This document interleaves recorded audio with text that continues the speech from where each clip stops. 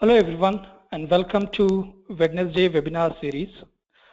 Uh, my name is Noor Basha, Senior Marketing Manager at Winwire Technologies, and I'll be your moderator for today's webinar. As most of you know, we are hosting weekly webinars on topics like .NET, Visual Studio, Azure, AngularJS, and others every Wednesday at 9 a.m. Pacific time. So before we start with today's webinar, let me highlight few housekeeping items. During the webinar, please feel free to post questions and we will try to answer as many as we can at the end. Recording and presentation of this session will be shared to you in next 24 to 48 hours. So today's topic for the session is Azure mobile services for cross-platform mobile apps. So without making delay, let me introduce you to today's presenter, my colleague, Mr. Amit Dubey, who is the Director of Cloud and Mobility at Winwire Technologies. He brings over 15 years of experience in the IT industry and is a Microsoft Azure certified developer. So with that, I would like to turn it over to Amit. Thank you, Noor. Good morning, good evening, everyone.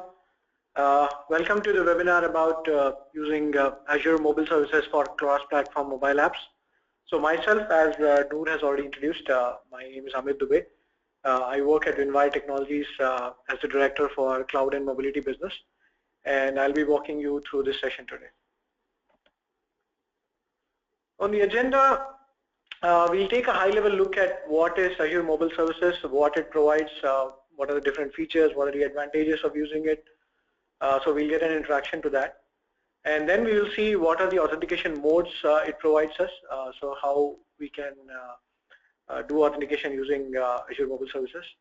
Then I'm going to talk about server-side scripts that you can write, push notifications that you can send using Azure mobile services.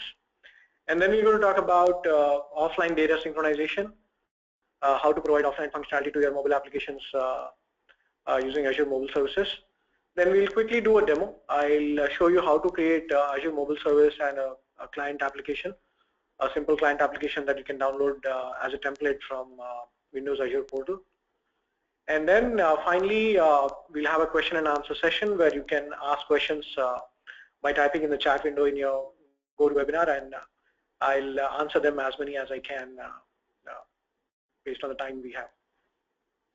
So with that, let's get started. So let's see what Azure mobile services is. If you're building a mobile application, basically you're dealing with users and you're dealing with data that the users create. So you have to store that data somewhere and identify each and every user. Now you have various options when you want to store the data. One thing you can do is you can store the data locally on the phone. You can create a SQL-like database or use file structure and then just store whatever the user creates in the phone itself. So there are advantages and disadvantages to it. Advantages being it's more easier. You don't have to write a lot of code to actually store it somewhere. So it's pretty easy, and most of the libraries are available. But there are some major disadvantages with that approach. One being like you are restricted to one device, so the user has to use that particular device if he has to use your app, because the data is stored on that. So if he tries to use it on some other app, it's like a totally new user and totally new data set. The second disadvantage is like if the user wants to switch the phone or change the phone, then he cannot take the data along to the new phone. So that's another disadvantage of storing the data locally only. So what Windows Azure Mobile Services provides is it provides you a storage structure, a database or any structured storage for that matter. It provides you an authentication library, and it provides you a full-fledged API that you can use to query, store data in your data store. So all the backend tasks are done for you. So you have your API ready, you have your storage ready, and everything is there, authentication, all that. I mean, and it's pretty easy to do. All you have to do is just click a few buttons on your Azure portal, and then you have your database and your Azure mobile service ready. And it even gives you a client-side application of your choice. So you can see how that code works. So we'll look at that during our demo. So basically, it provides you with all the backend tasks without writing even a single line of code. So you can get your backend ready. So let's see what are the key scenarios for using Azure Mobile Services. First thing is rapid development. As I talked about, it's pretty easy. I mean, it's quick and it's easy to create an Azure Mobile Service. You can add more functionality to it, but the basic things are all covered. So in less than 5 minutes, you can just get your mobile service up and running, and then can start using it in your client application, mobile application. Then making your app social, basically you will see that the authentication modes that Azure Mobile Services provides include like Facebook and Google. So if you want to integrate your application with these social networking sites or social platforms, you can easily do that. So because you have the auth key, you have authenticated the user, so it's all ready for you to start working with Facebook or Google. And then there is support for push notifications that makes your app engaging, so you can send notifications to your user. So, and it's dynamic, say you can keep updating the content as it gets updated. So with these, again, you also solve the problem of like storing the data in your phone, as I talked about in the beginning. So you're storing it on the cloud, you're storing it in a centralized database. So if the user wants to use another phone, and if he logs in with the same identity in a different phone, he gets the same data, because it's all stored on the cloud and then you're getting it from there, not from the phone. So those are the key scenarios when you would want to actually use Azure Mobile Services. So let's see what are the basic features that you get when you create a mobile service on Azure. So the connected apps, if you see on the left hand side, so you can have a Windows Store app, iOS or an Android app. You can even have HTML5 apps like using Accelerator or PhoneGap for that matter. And then it provides you client-side SDKs. Client-side SDKs are provided for iOS, Android, Windows, Xamarin, Accelerator, HTML5. So these are like libraries that you can use in your application based on the technology that you're working. You can use these SDKs to communicate with the Azure Mobile Service. So you have classes and libraries that you can say, okay, get me data from this particular table, or write data into this table. So you can do all sorts of operations using that SDK. So if you are working on some technology for which the SDK is not available, then you also have the REST API. So REST API is basically again a URL-based API that you can use by calling a URL to do all the operations like get, put, post, and delete. So all of them are supported using the REST API. If the SDK is not available, you can still use the mobile services. Now, there are three main categories that mobile services provides. First thing is storage, as I talked about. So you have various options here that you want to use. Based on your choice or requirements, you can choose what you want to go ahead with. So first thing is SQL database. SQL database on Azure. That is one of the storage options that you can choose for. Then the second thing is Azure table storage. So if you have high volumes of data and then you want to do a cost-effective solution, then you may go for Azure table storage. It's pretty cheaper when compared to SQL database, and it can store a huge amount of data. And then there is blob storage. So say for example, if you're working with files, images, and binary data and all that, so you can use blob storage on that. Or another option that you have is you can go for MongoDB apart from SQL if you want to have a database as storage. Authentication, we're going to talk more about it, but on a high level, it supports Active Directory, Google, Microsoft, Twitter, and Facebook as your authentication modes. So you can choose any of these to identify users and authenticate and authorize them to use the features on your mobile application. And it also supports push notifications. You can send push notifications to various operating systems such as Windows, iOS, and Android. We're again going to talk more about it, how you are going to configure, how you will be able to configure these. Lastly, it also provides you server-side scripting where you can write code, like say for example your business logic. If you want any operations to be performed when you make an insert in a table or update in a table, or any data is updated, so you want to check some things, do some validations, or write business logic, you can do that using server-side scripts. And you can write your custom API. You can write API on top of your database to provide data by joining two tables or doing some computing, averages and all that. And then you also have a scheduler that you can use to take a scheduled backup of your database, or anything that you want to do on a periodic basis. You can use the scheduler to do that. So all of these are part of your Azure mobile services. So depending on your requirements, you're going to choose what kind of storage, authentication, or push notifications that you're going to use, and then you can choose the SDK based on the technology you're working on, or go ahead with the REST API. So that's on a high level what all it provides. Supported platforms, as I talked about, it's supported on all operating systems like Windows, iOS, Android, even Windows Phone 8 or Windows 10 for that matter. And then it also works with HTML5 and JavaScript applications. So let's talk about authentication. So as I said, there are like different ways of authenticating users with your mobile application. So either you can go with Microsoft accounts, like your either the AD or the live accounts, any one of them, or you can use the Facebook login, Twitter login, or Google login on your mobile application. To enable this, what you have to do is first you have to register your mobile application with the respective clients such as Microsoft or Facebook or Twitter. So once you register your application, you get an API key. So you have to get that API key and put it in your Azure portal. There is a provision to add that. So once you add that, what happens is you have to write the code on your mobile application to do the authentication using those keys. And then once the user gets this token, after authentication, you can use that token to identify the user and then write the data in your storage.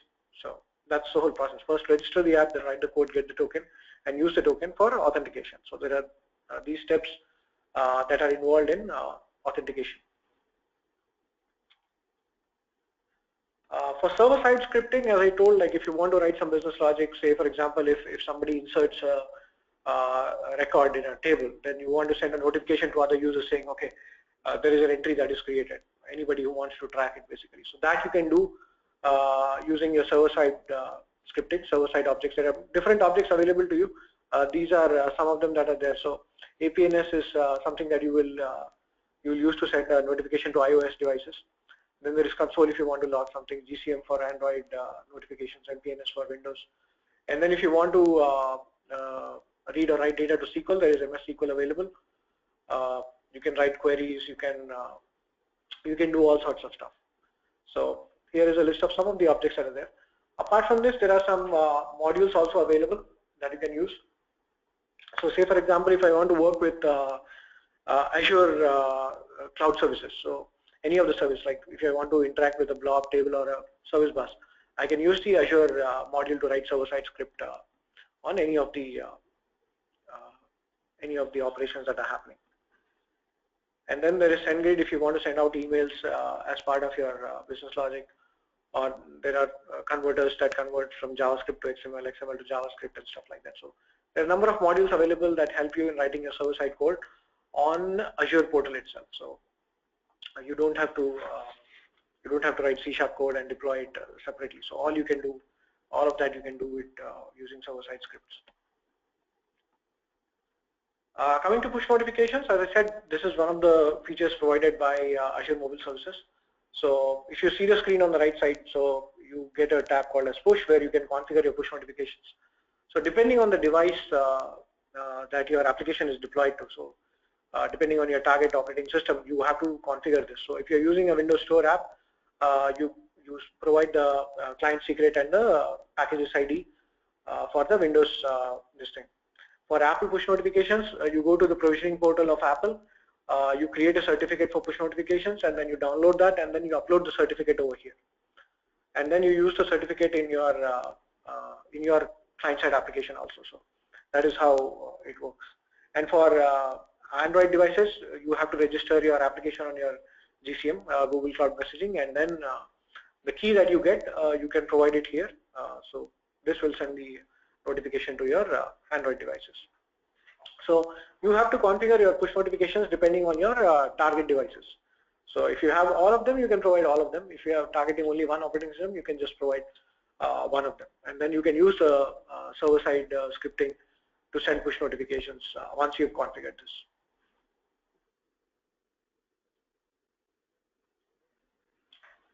Lastly, let's talk about offline data synchronization. Now, this is an important feature, I believe. I mean, it was not there in the earlier versions of mobile services, but the current and recent versions all have it. So, say for example, if you're having an application that connects to your cloud service, a mobile service, and then updates data in the database. Now, what happens is sometimes the user may not have a good network connection. So in that cases, what happens is you will not be able to, the user will not be able to use your app. So because he cannot store something because there's no internet connection. So in these cases, what you want to do is you will want to support offline features. So offline capability is where you will allow the user to save the data locally when there is no internet connection, and whenever the connection is available, you're going to synchronize that data with the server. So there are different advantages of using offline capability. So it improves your app responsiveness. So you store the data locally when there is no internet connection, and then your application. I mean, you can create robust applications that remain useful even without a network connection, and it allows end users to create and modify data even when there is no network access, and then you can synchronize the data across multiple devices and detect conflicts using the offline capability, and then limit network usage on high latency networks. Say for example, if you're on a 3G or a 4G network and you have limited bandwidth that you don't want to use, so you can just work offline, and then when you get a Wi-Fi connection, then you can still upload or synchronize that data. So how this works is basically you have to write only a few lines of code to actually get this done. Otherwise, like if you are implementing offline feature on your own, then you have to build the API in such a way that you have to check for network connection, and then you have to store the data locally, and then when the connection is available, you have to synchronize the data by writing the logic, like seeing what records have been added in the database and what records have been added locally, and then you determine the conflicts, seeing like, say for example, some record has been updated already there which you have modified locally. So all those things are handled by your offline data sync in Azure Mobile Services. All you have to do is write a few lines of code. So say for example, I'm having a to-do table. I create a to-do table locally by writing one line of code, and then it adds a few properties in your table that are used for synchronization. It adds a timestamp and other things like that that will help in resolving conflicts and then synchronizing the data. So all that is taken care of, only a few lines of code, and then you will be able to support offline capabilities on your mobile application. So let's take a look at the demo. I'll show you how to create a mobile service.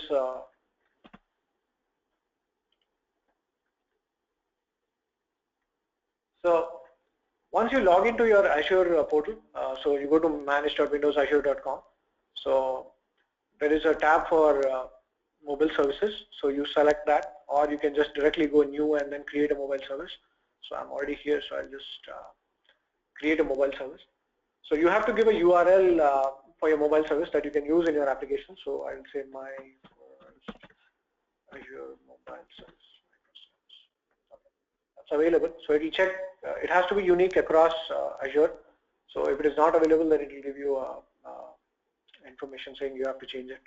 So this one is available at screen. So we'll just go ahead with that, and it will create a backend database for you. As I said, if you already have a database on your account, then you can use that. If not, then I can create a new SQL database. I have to provide the database details in the next step. So I'll just create a new database right now. Okay. Now it will ask me the name for the database. So my first AMS underscore DB. If you want to change that, you can change that, or you can just leave it like that. And again, server. If you want to use an existing server that is available on your database, you could do that, or you can create a new server itself. So if you don't have a server, then this is the default option. So I'll give the server name. I have to provide a login name and password. So it'll give me the server name. So I'll say AMS, and I'll give some password.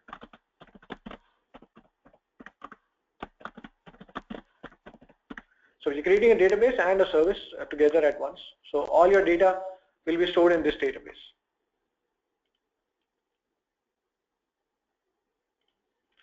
So it starts creating it. So once it is done, you will see the database associated with the mobile service, and then I'll show you how to download the sample code and work with that.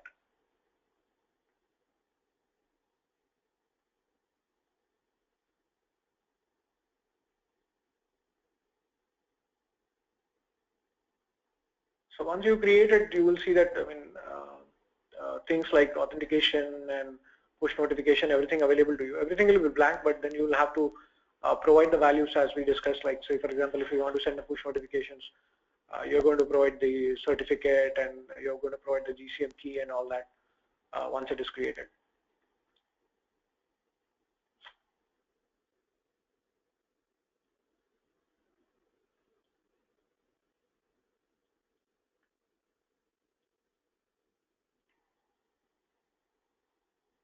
So it is taking some time. It should get created in a minute or so. So meanwhile, like if you have any questions or anything, then you can just feel free to type in the chat window on your GoToWebinar so that I can answer those once we are done with the demo.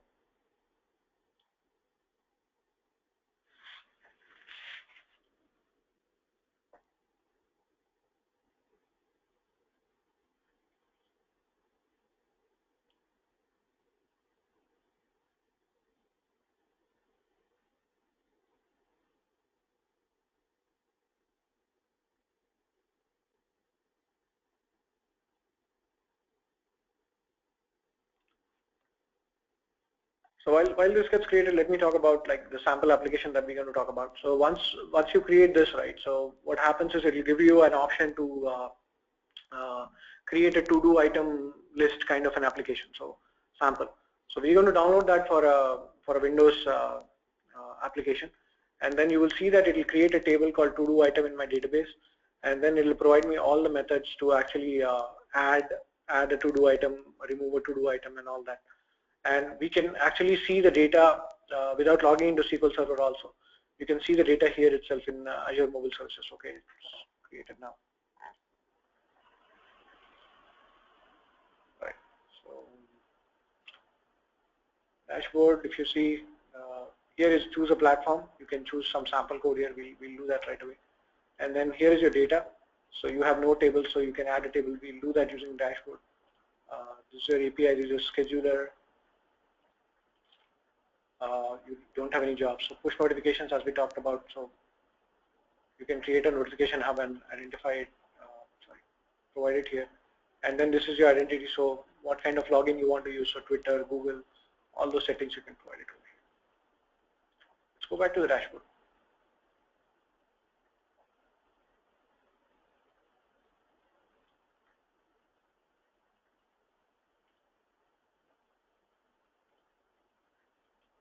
All right.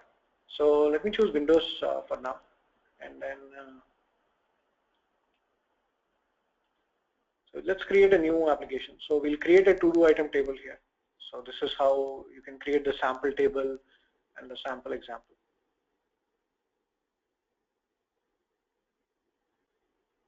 So now when you go back to the data tab, right, you will see this table. Earlier when we went there was nothing there. So we had a blank database. So now what we're doing is we are creating a table here. So the table is created for you. And then you can download the sample app saying whichever language you want. I want C#, so okay, I'll download this.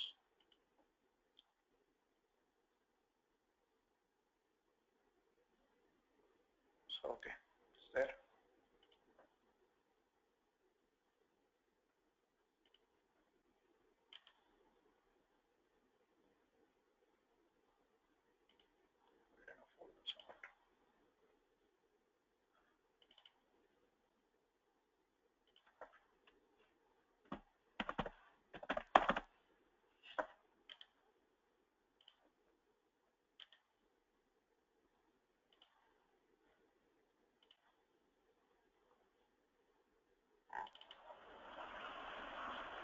So that's your sample application that we just downloaded.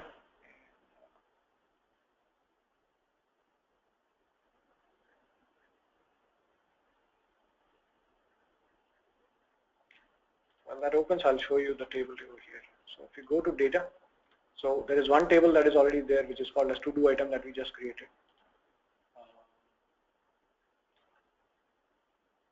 and there are no records in this, so we'll add some. And then this is a server-side script that I was talking about. So here you can write your function, whatever you want to do, like say for example on insert, update, delete, or read, whatever operations. So here are the columns that you have: the ID, the created, updated, deleted. The permissions, like right now we're just saying anybody with application key is the permission. So if you want more, say if you want to say everyone, which means anybody without authentication can use this table. And you can set as like only authenticated users means they have to log in. Only script and admins means even logged in users cannot do anything, so you have to do it only with script here, insert. Right. So you can set different permissions for different operations. Still okay.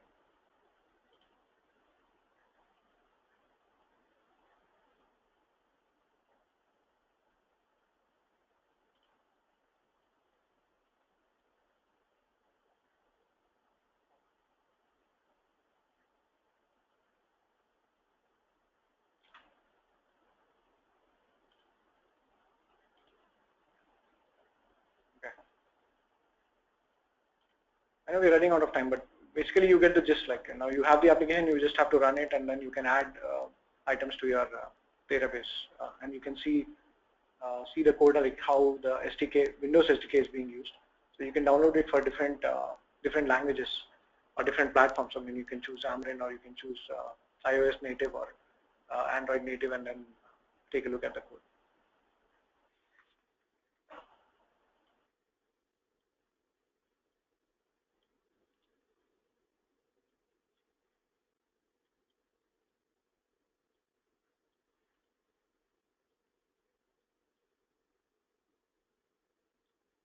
I'll quickly run this. We have only a couple of minutes left. I hope you're able to just see this working.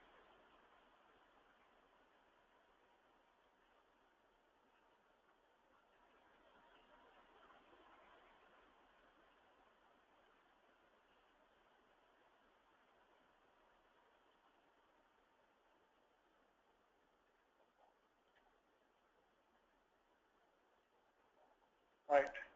So Noor, while this runs, so if you have any questions, you can just. That's right, Amit. I think while we wait for the application to load, I have a couple of questions coming in. So the first question is it possible to connect Azure mobile services to ASP.NET Web API? Yes, you can do that. Basically, it's an API, so you can call it from ASP.NET application also. So you can use the REST API and then definitely call that. And then you have the SDK for Windows, so you could use that as well. Okay, thanks. So the other question is also, is it possible to migrate all existing device registration from one notification hub to another notification hub? I don't know if that is possible because I have not done that, but I don't think it'll be possible to do that. So I'm not sure. Sure, I think we will definitely reach out to the concerned person with the more information on that. So while we wait, can you elaborate a little bit more on the ASP.NET Web API and Azure Mobile Services? Yeah, see, Azure Mobile Services again an API, so it has a backend database and it provides you a web service, a RESTful API. If you want to use it anywhere, you can use it. I mean, it's not just restricted to mobile applications. You can just have a client that can call a REST URL and then work along with that. So that's pretty much doable. Sure. Okay. Thank you. We have one more minute, so we will wait for that. And also, can you just like elaborate a little bit more in terms of authentication using Azure Active Directory? Yes, if you're working with Azure Active Directory, so if you already have a AD set up on Azure, what you can do is you can use that AD to allow users to log into your application with that. So if you see here in your authentication tab, identity, I go down here, and then you can give your directory over here. So, and then once you give the client ID, and then you're done. So all the users that are there in your Active Directory, only they can access this particular application. So you can easily configure that. Sure. Thanks. So the other question what I have is, can one mobile service be configured for multiple clients, like say iOS, Android, or Windows? Yes, definitely. I mean, you can have one service that will work for different applications. So that is the whole idea. I mean, you don't have to create different services for different platforms. So it's a one common service that can be used across multiple platforms. Okay, thanks. I think we are right there at 9:30 now. So I just wanted to check if the application is up and if we are able to show that now. I think I'm having some issues with that. There is some compilation error that I'm getting. So, but basically, Sure. yeah, you can download and run it. I mean, you will see that it'll work. For some reason, it's not working with me today. So. Okay. Great. Thanks, Amit. Thanks a lot for the quick session as well as a quick demo on how to create a app using Azure Mobile Services. So with that, I would like to thanks everyone for joining today's session. I hope you found it very useful. Again, like as I told in the beginning, we are hosting weekly webinars every Wednesday on different topics, and the next Wednesday, one of our webinar is on AngularJS. I hope you folks would join and enjoy the session. Thanks, Amit, and have a good day.